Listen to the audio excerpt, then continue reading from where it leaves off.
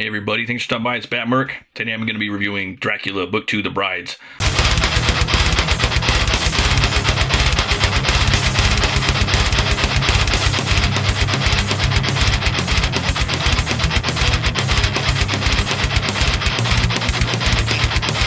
This is the sequel to last year's smash hit, Dracula Book 1, The Impaler.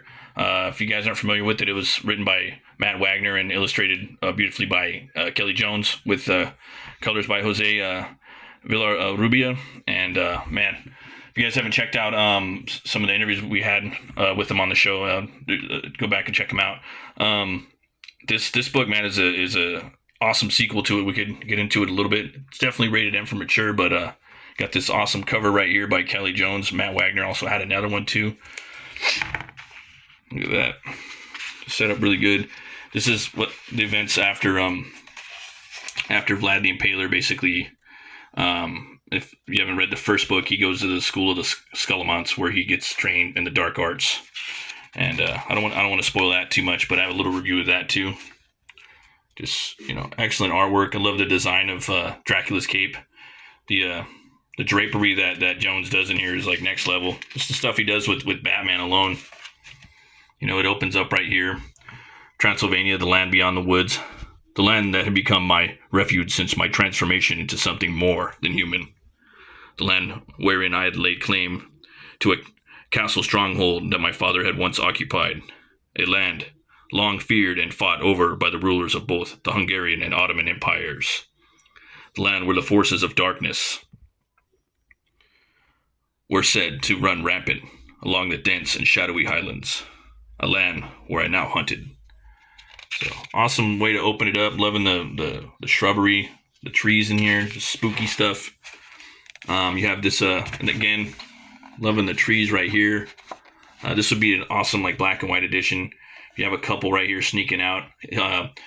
Wagner does a good job of basically tying history into this to his and Kelly's world of Dracula. It's kind of low key, like dark fantasy a little bit, almost like Lord of the Rings style type thing, or maybe Elric or something like Howard would do. A little bit of sword and sorcery sometimes, but not too much. It's full on horror. Dracula's a monster in here. There's no romance in it, and yeah, just taking these, just showing him feasting on people, just like a regular, just like a Tuesday for him, But over the centuries, people find out who he is, and they grow weary of him. The townsfolk. Got a beautiful picture right here. It's kind of bringing you into what's happening right now. I love the design of like the costume that they give him in here. It's different than the last book, and now they're coming out with the new book that just launched right now as well. He's got brand new attire that jumps in 400 years from that. And for me, like Dracula's one of my favorite characters. And getting to see like the whole era of when between the Impaler days up until like what happens in the novel, it's very mysterious. I think there's a lot to be said about that, and I think what they did right here was brilliant. There's been many decades since my rebirth in the aftermath of the Devil's dark baptism, since I became what the fearful peasants claim as the undead Nosferatu. As always, the rabble superstitious betray their ignorance. In almost every way, I am more alive than I am any day prior to my preternatural demise. I am more powerful than I had ever dreamt of becoming. A master of darkness, forsworn of God, a fearsome and deadly vampire. So Satan cast me out of the shadow of his earthly emissary, there to reign terror over the lives and fortunes of mortal men.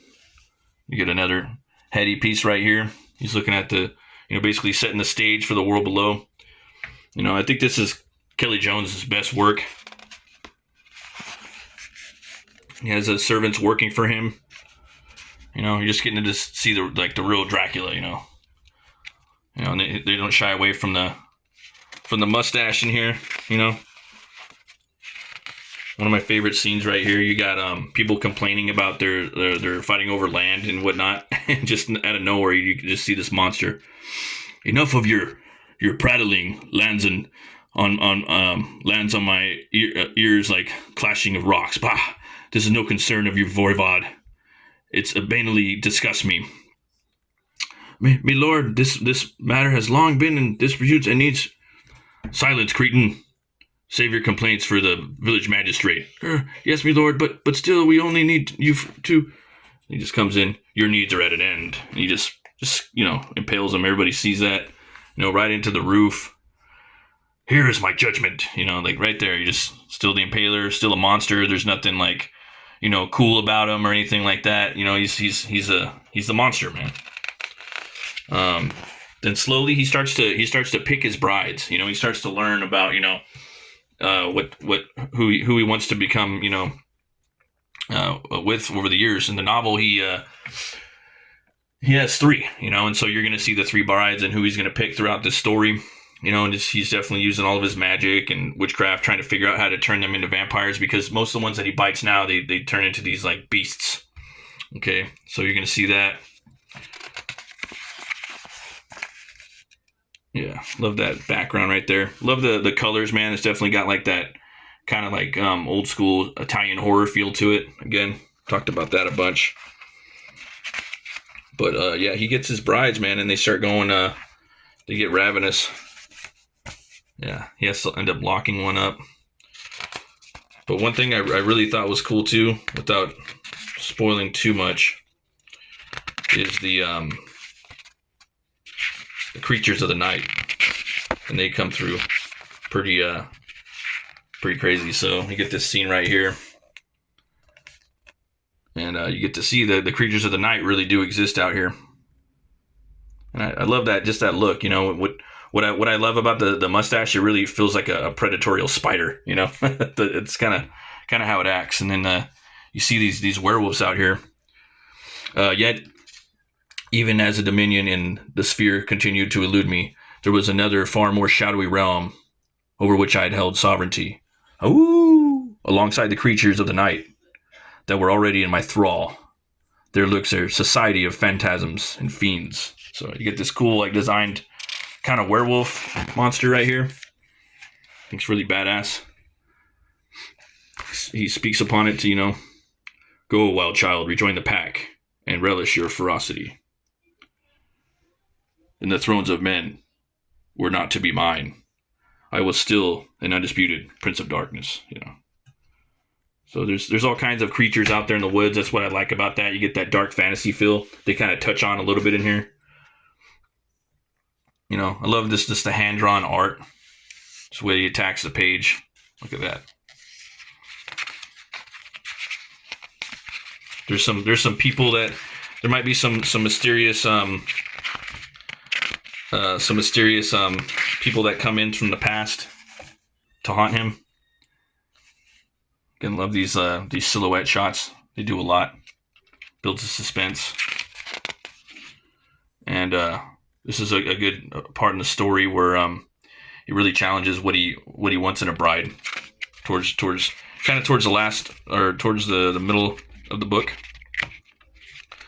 But all in all, man, like I don't really want to spoil too much, but just look at this, Yeah. So I definitely don't want to spoil too much, but you guys definitely got to come check this out, man. See how he picks his brides and what happens along the way between being the impaler, learning all of his witchcraftery, becoming the Prince of Darkness. And in the back, you're going to get a bunch of behind the scenes stuff too. A lot of back matter that's really, really cool. You're getting some of these sketches right here with some blue line from Kelly Jones. Excellent stuff, guys. So yeah, I don't want to spoil it. Give this book 2 horns way up. There's a lot of it's rated M for mature, so you're gonna leave it at that. But you're gonna see the worthy brides and a lot of twists and turns, a lot of unexpectancies, and a lot of intrigue for what happens next. And it sets it up perfectly for the next book, which is The Count.